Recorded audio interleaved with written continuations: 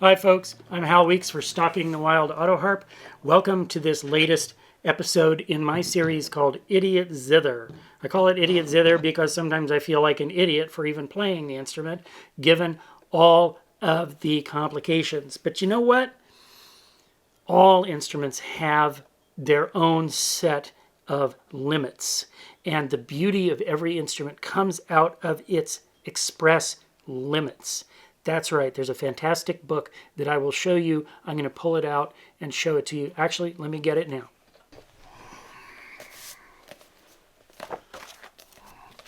Here it is. This book is called The Power of Limits by Gregory, with the Polish spelling, Gyorgy, Doczzi, Doczzi.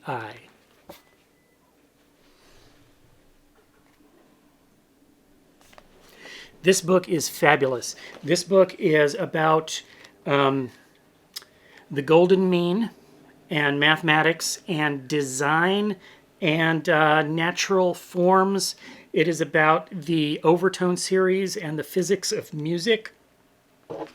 It has wonderful illustrations that are all drawn by the author, who is an architect.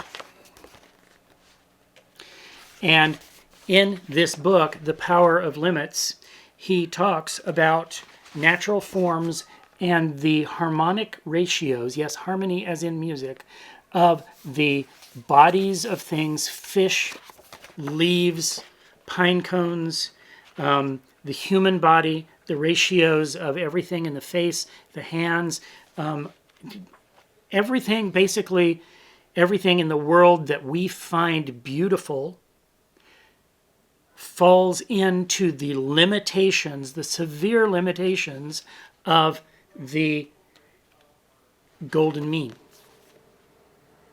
and the math thereunder. And that's sort of where I'm going with this, because the limitations of an instrument are what give it its beauty, including, folks, the Autoharp. And this series, while it's called the Idiot Zither, and while I'm talking about the limitations of the instrument, I'm also talking about how to overcome them and how to thrive in spite or because of the limitations. That's a good way to put it. We thrive because of the limitations. Because of the limitations of this instrument, it is much easier to play when you pick it up the first time and to get some actual sounds that sound like music. It is then a challenge to us to grow through the limitations and apply them in a way that actually sound musical and overcome the limitations that are inherent in the device itself. And this device, believe me, has some limitations. So we're going to talk about the next limit, next limit in the series, which is the incomplete bass octave. And I talked about that a little bit last time. The reason that the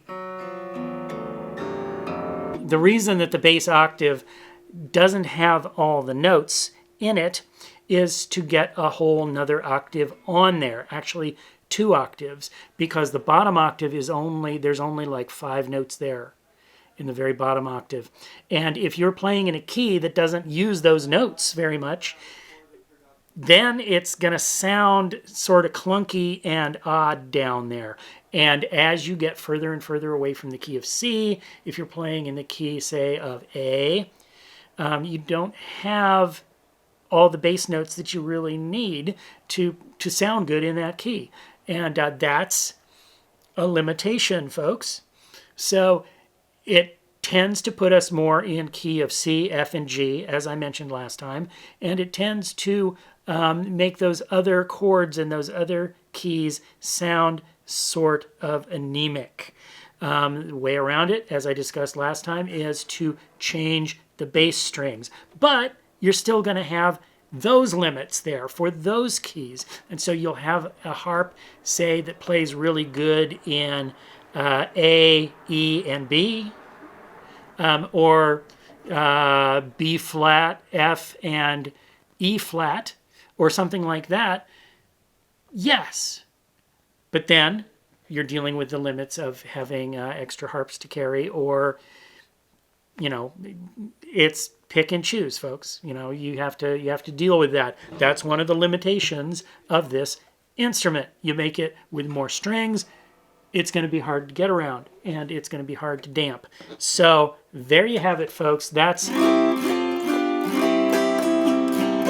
yet another limitation of the beautifully limited, severely limited Autoharp that sounds so pretty when you learn to play around the limits and embrace the power of limits.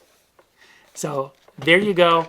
I'm Hal Weeks for SWA, Stalking the Wild Autoharp, Idiot Zither.